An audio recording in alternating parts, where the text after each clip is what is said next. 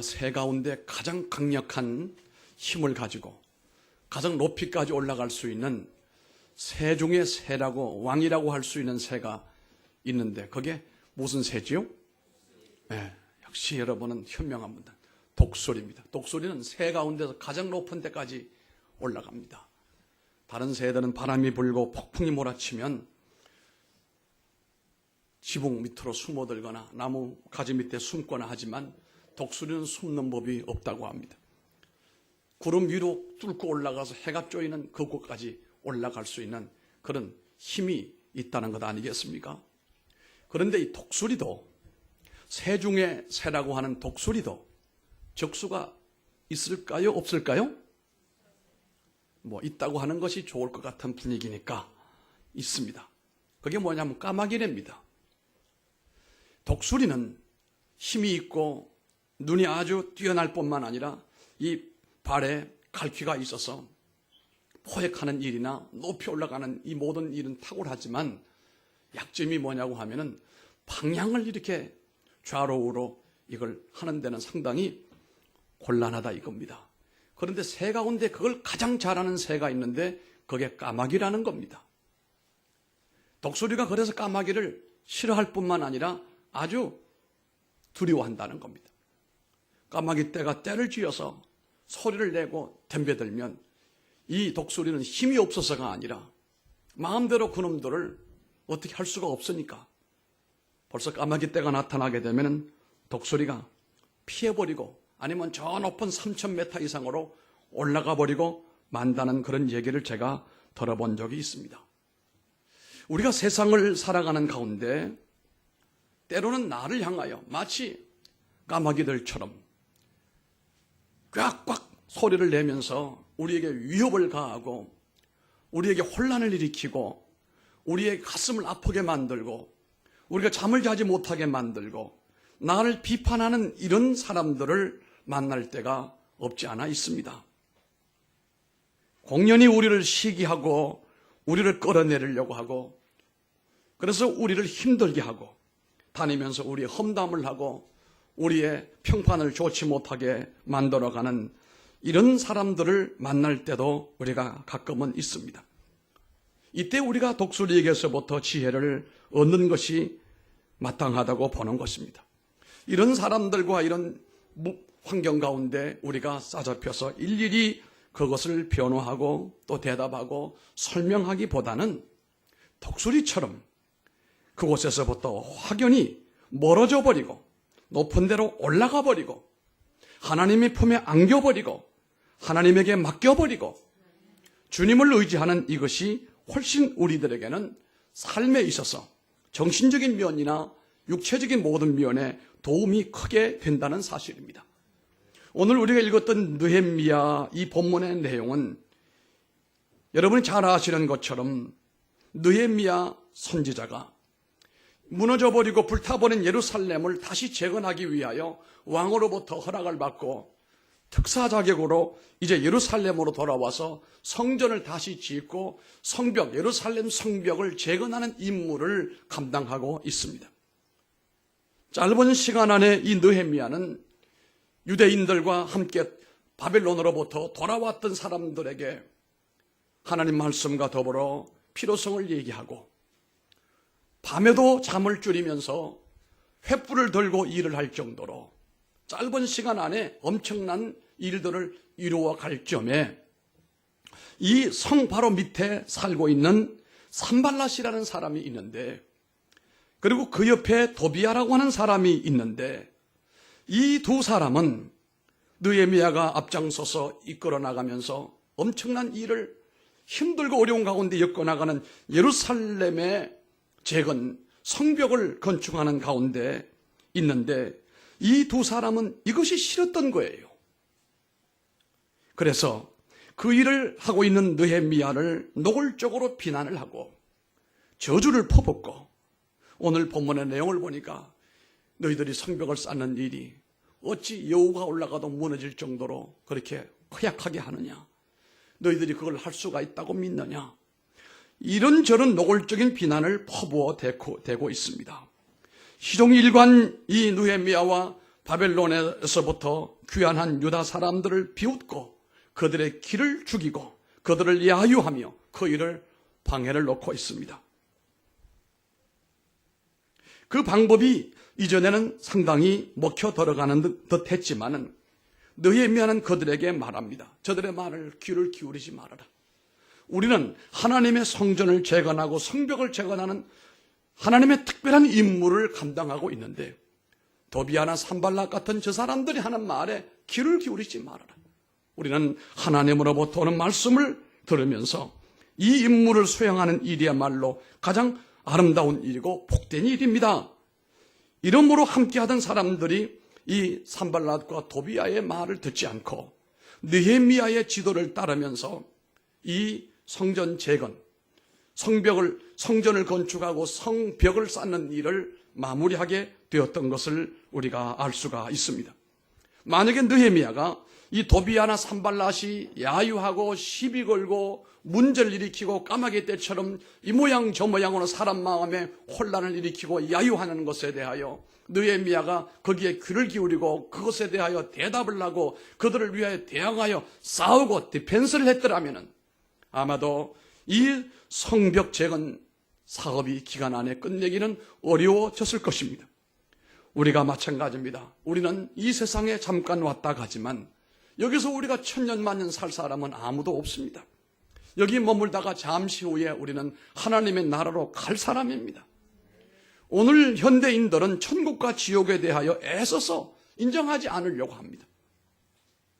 왜냐하면 이 세상이 어쩌면 천국 같고 이렇게 좋은데 뭔 또 천국이 있느냐 이러면서 이전에 사람들에게는 예수 믿고 천국 가자고 하면 달콤한 뉴스가 됐지만 현대인들에게는 그게 달콤한 뉴스보다는 흔히 먹는 커피 한 잔보다도 가치가 없는 말로 들리고 있으니 참으로 안타깝습니다. 그러나 분명한 것은 천국이 있고 지옥이 있습니다.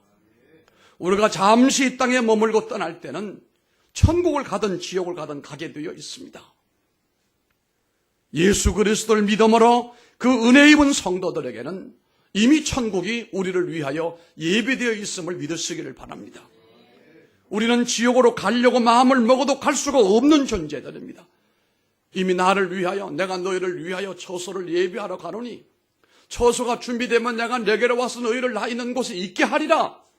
인류가 죄악으로 말미암아 잃어버린 에덴 동산을 그와 같은 아름다운 동산을 준비해 놓으시고 나를 기다리고 계시는데 우리가 이 땅에 천년 만년 살 것처럼 생각하면 이것이 잘못된 생각이라고 하는 사실입니다. 우리는 이 땅에서 60년을 살든지 80년을 살든지 100년을 살든지 요즘 어떤 분은 120살까지 살겠다고 현존하고 있는 지구상의 제일 고령자가 118세인가 뭐 그렇잖아요. 그런데 그분을 보니까 나이를 118세라고 하는 것에는 존경을 금할 길이 없지만 그 얼굴을 보니까 주름살이 그냥 쫄쫄쫄해서 내가 그걸 보면서 아이 주여 나는 100세도 싫고 120세도 싫고 그저 건강하게 아름답게 살다가 하나님 품에 안기고 싶습니다. 몇 살 나이를 정하는 것이 문제가 아니고 이 땅에 사는 날 동안 건강하고 아름답고 믿음으로 살고 행복하게 기쁨으로 사는 것이 중요한 일이 아니겠습니까? 그리고 난 다음에 천국에 우리가 입성하면은 이 땅에서 다 하지 못했던 누리지 못했던 이 모든 것들을 거기서는 다 만족해 할 수 있는 기회가 있으니까 너무 서러워할 것도 없다. 이 땅에서 사람들과 비교 분석해서 나는 왜 좋은 집이 없으며 좋은 자동차가 아니냐, 나는 왜 이렇게밖에 못 사느냐 할 필요가 없는 거예요.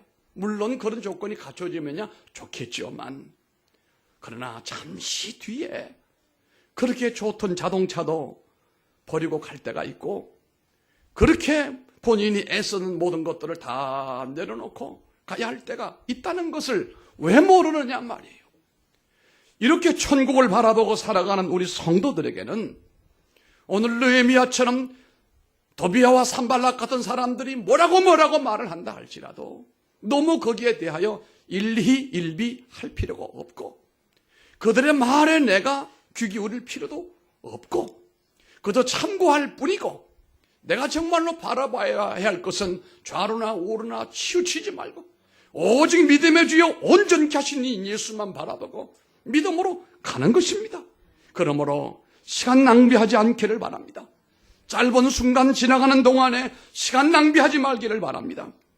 이제 느헤미야는 하나님의 은혜로 성전이 완공이 되고 성벽 재건이 끝나게 되면 모든 것이 마무리가 되고 저 원수들이 뭐라고 말한들 아무런 소용이 없다 이거예요. 저들의 반대와 만 가지 악행에 대하여 하나님께 맡기고 하나님 저 사람들이 말하는 모든 것들이 자기 머리 위에 임하기를 원합니다. 기도했습니다. 여러분을 향하여 이 모양 저 모양을 헐떡고 시비하고 가는 길에 혼란 일으키는 사람이 있거든. 그 사람 대항하여 같이 싸우고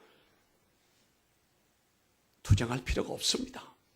그냥 그 사람은 그냥 생각하고 내 갈 길을 놓치지 않기를 주님 이름으로 축원합니다. 만약 느헤미야가 공사를 중단하고 저 도비야와 산발랏을 향하여 싸움을 했더라면 이 성벽 재건은 아마도 실패로 이어졌을 것이라는 생각이 듭니다. 우리는 알아야 합니다. 모든 사람이 나를 지지하지 않는다는 사실을 인정하고 살면 됩니다. 여러분, 세상 사람이 다 나를 좋아하지 않습니다. 또한 모든 사람이 나를 좋아하지도 않아요. 모든 사람이 나를 다 이해해 줍니까? 다 이해해 주지 않습니다. 그래도 상관없습니다. 가능한 최선을 다하시기를 바랍니다마는 그런 하나님께서 우리를 비판하는 사람들을 하나님이 처리해 주실 것이고 하나님이 가지치기를 해 주실 것이다. 그렇게 믿으시기를 바랍니다. 너무 우리가 사람들에게 인정받으려고 지지받으려고 사랑받으려고 그건 여러분 정신적인 문제입니다. 그건 애착입니다. 필요 없는 애착입니다. 아무리 부부라 할지라도 완벽한 지지와 완벽한 사랑과 완벽한 이해를 다 끌어낼 수 있습니까? 그렇지 않습니다. 그렇지 않습니다. 나머지는 하나님께 맡겨야 됩니다. 하나님이 그 사람을 설득을 하시든지 하나님이 그 사람을 깨닫게 하시든지 하나님 손에서 해결해 주셔야지. 우리가 거기에 너무 치우치다 보면 우리의 갈 길에 대하여 혼란이 오고 만다는 겁니다. 우리가 지금 말싸움할 시간이 없습니다. 우리에게는 이루어야 할 사명이 있기 때문이고 각자가 달려가야 할 길이 있기 때문에 그렇습니다. 끝내야 할 과제가 여러분 모두에게 있지 않습니까? 그런데 산발락과 도비야 같은 사람들이 아무리 뭐라고 해도 무시할 것은 무시해버리고 말아야 됩니다. 아멘? 따라합시다. 무시할 것은 무시하자. 그리고 기도하자.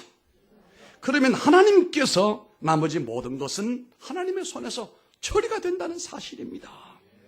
하나님께서 나와 우리에게 주신 목표에 집중하시고 그곳을 향하여 우리가 가야지.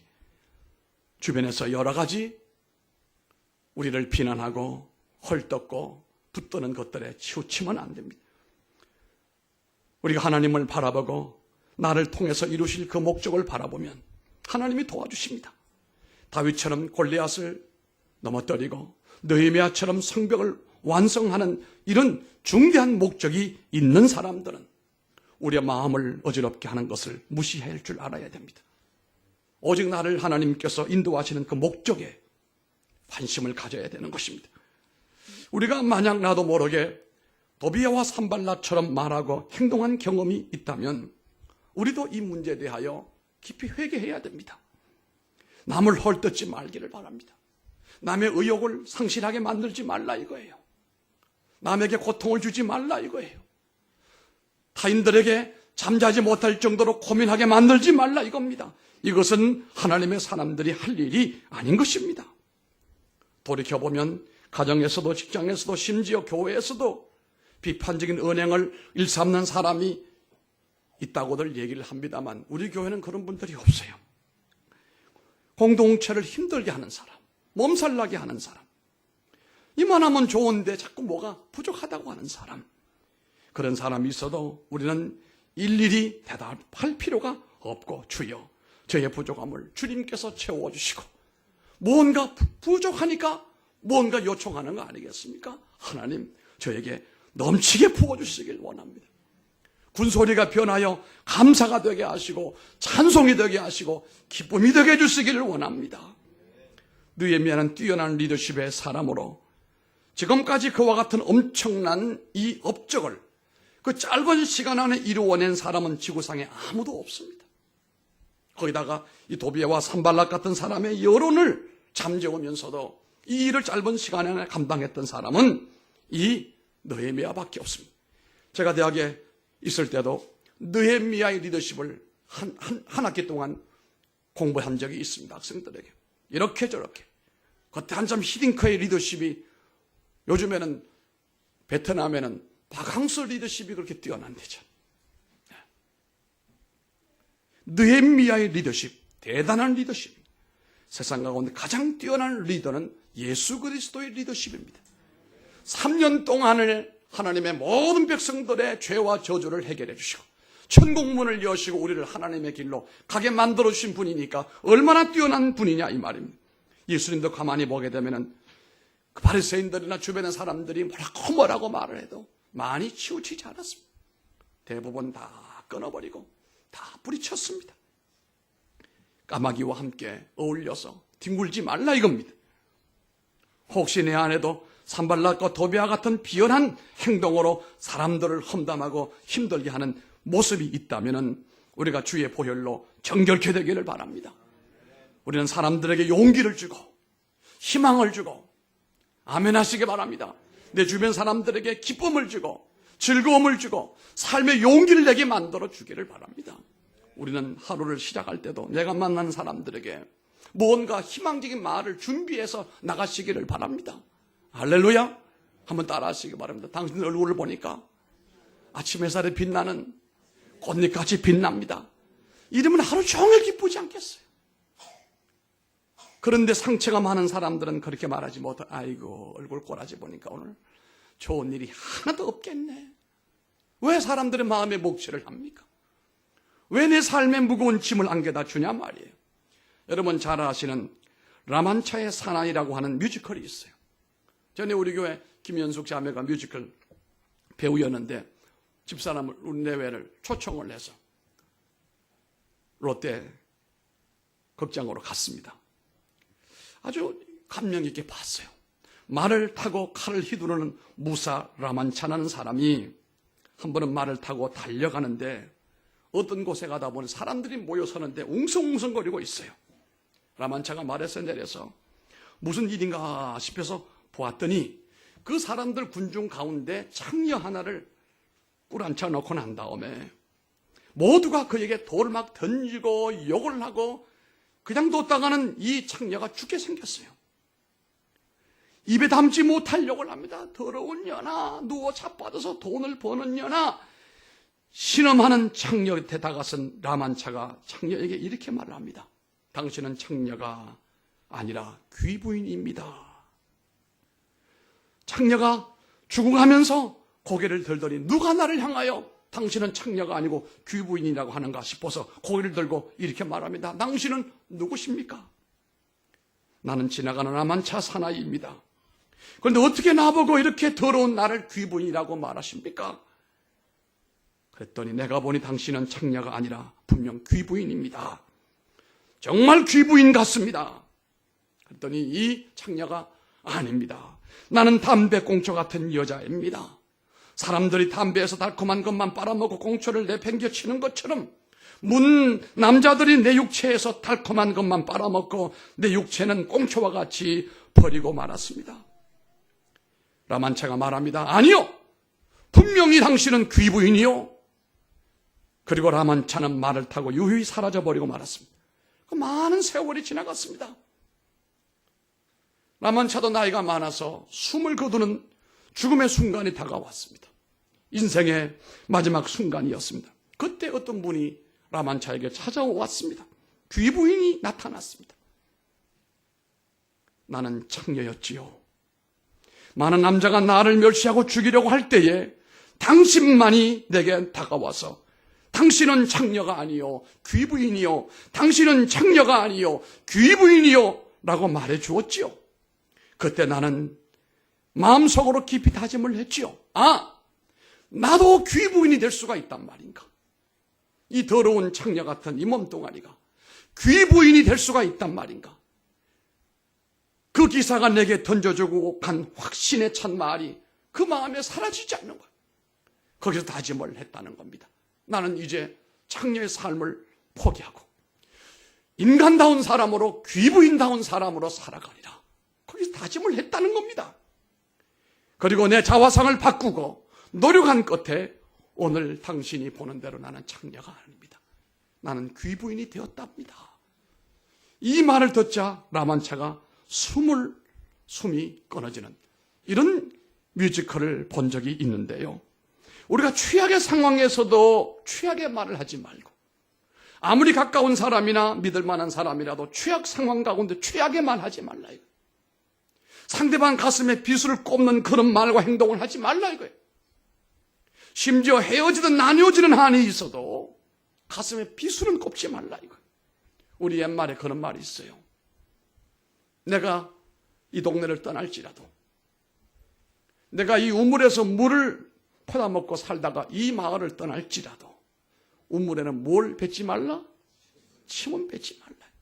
언제 또 내가 와서 그 물을 마실는지 모른다 이거 인생이. 우리가 하는 말이 있잖아요. 막말은 하지 말아라. 상대방에 고통 주고 아픔 주고 상대방을 저주하는 도배와 산발락 같은 말 하지 말라. 그러면 우리는 어떻게 해야 됩니까? 슬기로운 전투자가 되기를 바랍니다.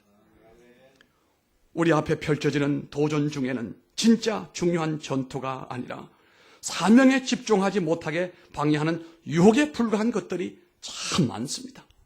누군가가 오늘 느헤미야에게 했던 것처럼 마음의 상처를 주고 화나게 해서 분통이 터지려 하게 할 때 우리 어떻게 해야 됩니까? 내가 이 싸움을 할 가치가 있는가? 이 싸움에서 이긴다 한들 얻는 것이 무엇인가? 그 잘난 자존심 그건가? 우리가 판단해야 됩니다. 중요하지 않는 싸움에 마음을 뺏기는 동안에 하나님이 주시는 최고의 선물을 놓치고 말 것입니다. 어쩌면 지금 나를 비판하고 나를 욕하는 사람이 있을지라도 그들을 설득하고 그들에게 인정받음으로써 내 가치를 증명을 하려고 애쓸 수도 있을는지 몰라요. 그러나 그 모든 것은 아름다운 방법은 아닙니다. 살아가면서 부부라 할지라도 필요 없는 일에는 시간 낭비하지 말고 정말로 우리가 싸워야 할 가치 있는 것이 무엇인가에 초점을 늘 맞춰 나가기를 바랍니다. 제 아내와 결혼을 했는 초기에 달콤했지요.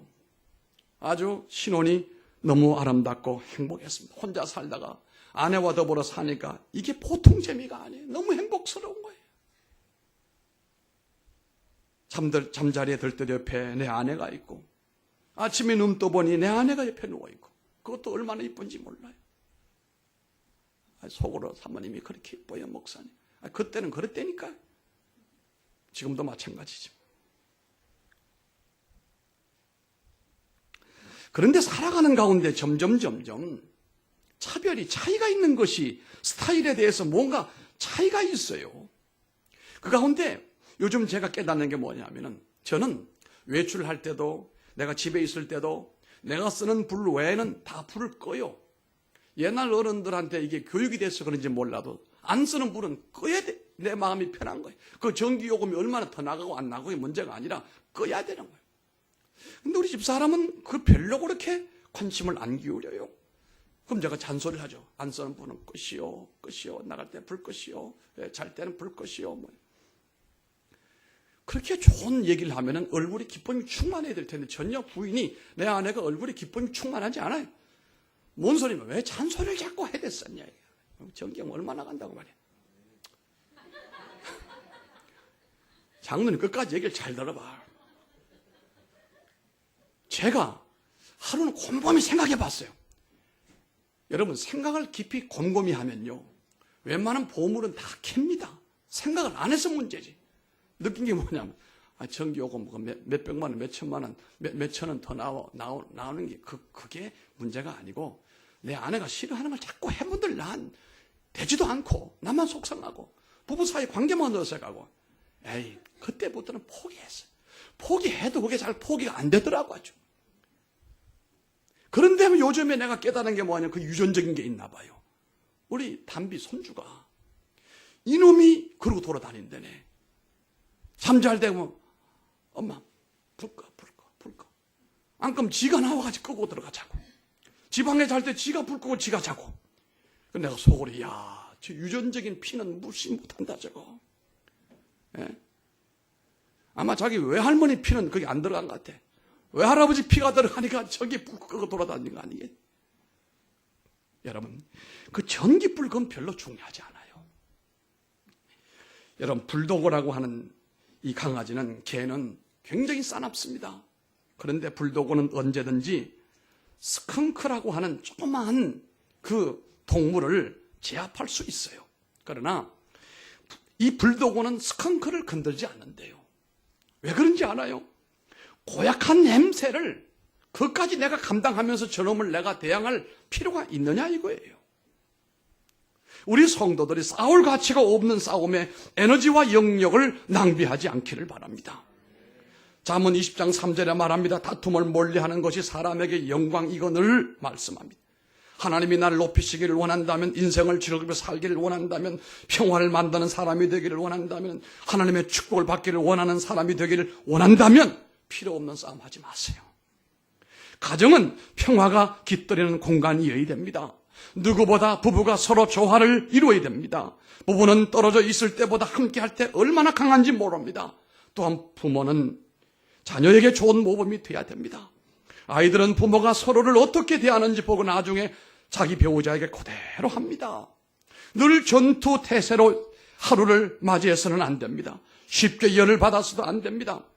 우리가 살아가는 동안에 내 배우자든 내 이웃이든 내 친구든 동료이든 짜증나게 하지 말고 화나게 하지 말고 도리어 그들에게 용기를 주고 희망을 주는 일에 우리가 힘을 써야 될 뿐만 아니라 진짜 싸움은 모두를 복되게 만들고 모두를 은혜롭게 만들고 행복하게 만드는 일에 우리가 힘을 써야 할 것입니다. 마지막입니다. 우리가 삶에 있어서 가장 잘 사는 것이 뭘까? 오늘 느헤미야가 이 도비아와 산발랏이 그렇게 자꾸 시험들게 만들고 헐떡게 만들고 공사를 못하게 만들고 하는 가운데 그에게 원수 갚는 것이 뭘까요? 그들과 대항하지 말고 빨리 그 성곽을 완성하는 것이 그들에게 원수를 갚는 것입니다. 다시 말씀드리면 여러분들이 잘 살면 그것이 최고의 복수입니다. 그렇게 되기를 바랍니다. 사무엘하 16장 5절로 14절에 보면은 다윗 왕이 아들 압살롬에게 반역을 당하여 밤중에 신발도 신지 못한 채로 왕이 맨발로 머리를 가리고 울면서 예루살렘 건너편에 있는 감람산 언덕을 넘어 도망을 칩니다.